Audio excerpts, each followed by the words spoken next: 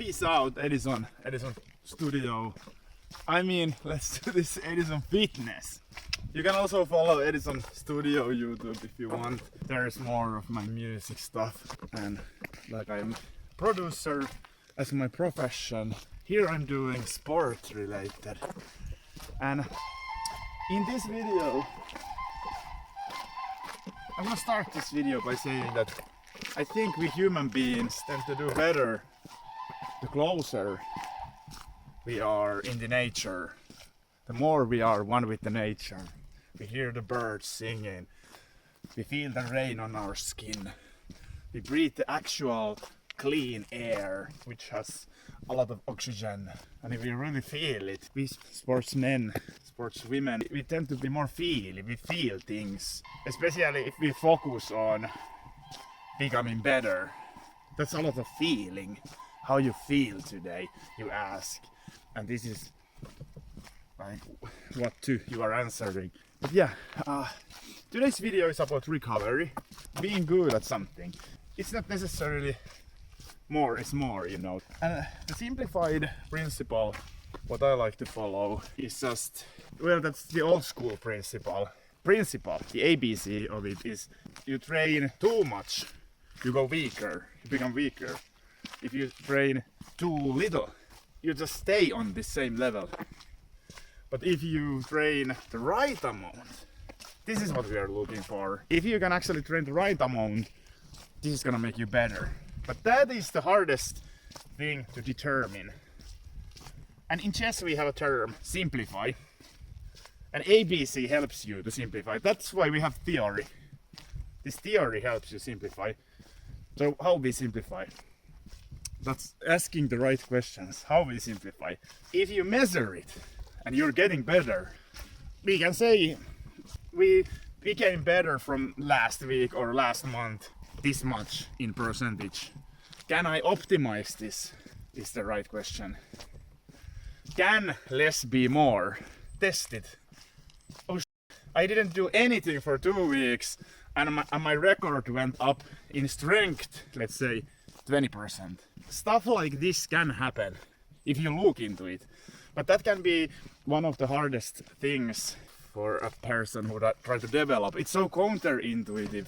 Especially when we live, psychologically speaking, when we live in this world where everybody are trying to push, do. You need to do stuff to get stuff done and achieve something.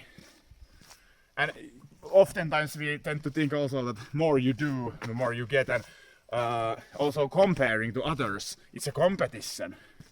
You try to become better, so you need to do more than the other guy, your competitor. But actually no, devil is in the detail. The saying is, work smarter, not harder. Sayings are good.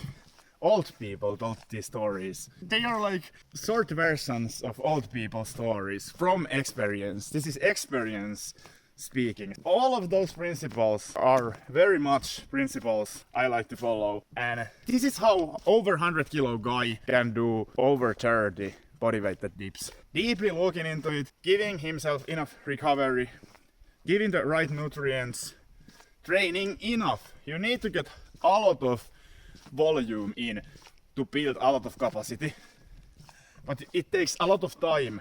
You don't want to put a lot of stuff in quickly.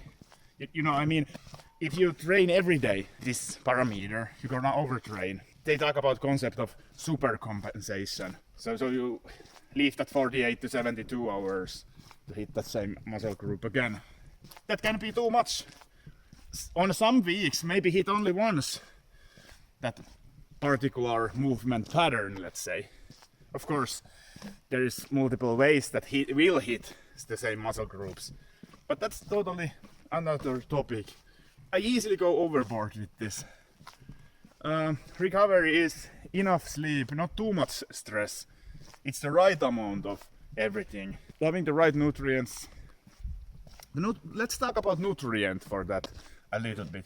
To me, again, coming back to what chess players like simplifying, follow what you need to follow in eating, I think. Don't follow the protein. That is the logical mind again. speaking. You need the building blocks. You need to feed the muscle enough protein. But more important is the protein synthesis. Support the synthesis of the protein.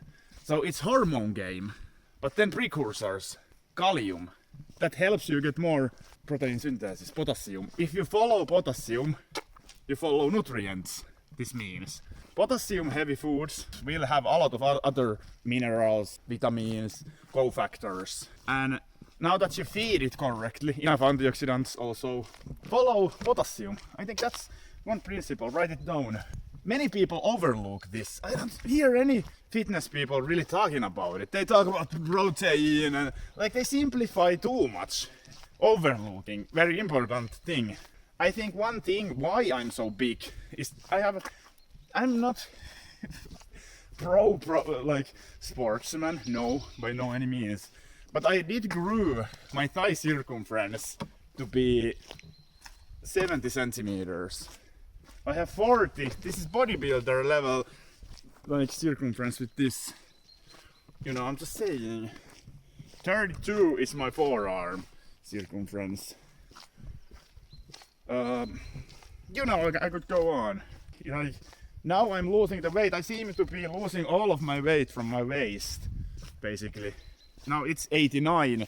I was a heavy beer drinker also, but I wouldn't say it's now all fat, since I can do 18 pull-ups.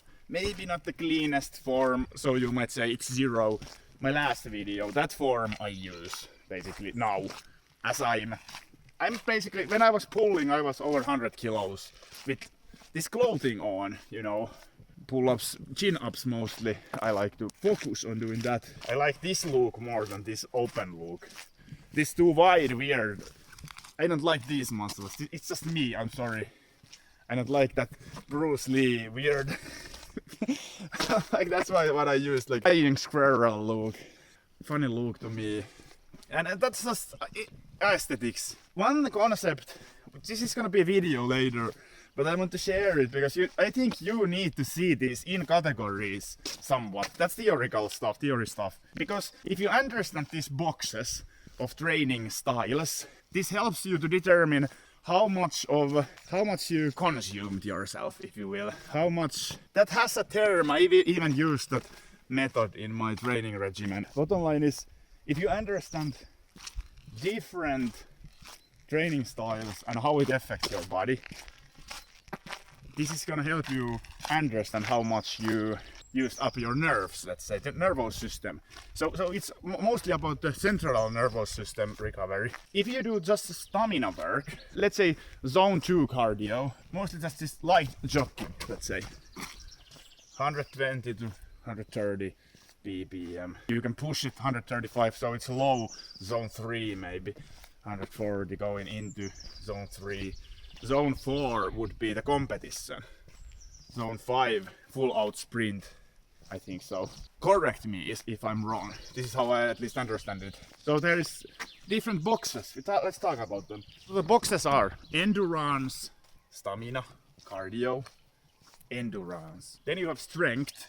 It's low reps, longer intervals of rest interval. 3 to 5 minutes, some say. But let's say 2 to 3, 4 minute rest in between. Then you have power. Strength and power are different things. How quickly you can move this object. How fast you are at sprinting. That's power. Different category. You can move 100 kilos in deadlift powerfully, if you will, if you understand. That's the difference. That's why it builds your different body, which style of training you're focusing on. I think most effective body is the one that uses all the categories, I think. If you're a fighter, you kind of want to do mostly power work, but stamina also. But then there's hypertrophy. That's different than strength, power and hypertrophy. Mostly if you see these very like highest level bodybuilders, but they are steroid users. So remember that this is different category. Often steroid users, but they have a lot of strength. They're very powerful. They can move this heavy object very fast. but they also use these bodybuilding parameters. So this is short rest intervals between sets. It's very much this overgrowth of muscle. And there you can use hypertrophy. It's for joint support, I mean. If you have a lot of muscle around your knee will be more supported. This is what I'm saying. That's why you use that parameter. It's nice to do 3x8 with shorter intervals. But you need to understand why you're not doing that exercise. Mostly to support just the muscle, to be more supporting muscle, if you will. This is for athlete. Like let's say a football player. It's not very optimal to go and grow huge pecs, you know. You don't need this. This is empty weight. You don't want this weight. This is unnecessary. When we go bodybuilding and gym, that's why it's gonna eat out from the category of endurance, strength, power, especially hypertrophy. This is gonna be big muscle that it's not very efficient with oxygen, possibly. But now there is the whole point what I'm trying to explain. So you understand the difference between hypertrophy and strength training. This hypertrophy doesn't ask your nervous system so much. Do you understand? The central nervous system. The nervous system that goes in your back.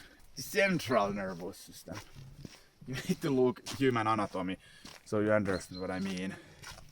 So the strength in its core is mostly the central nervous system function.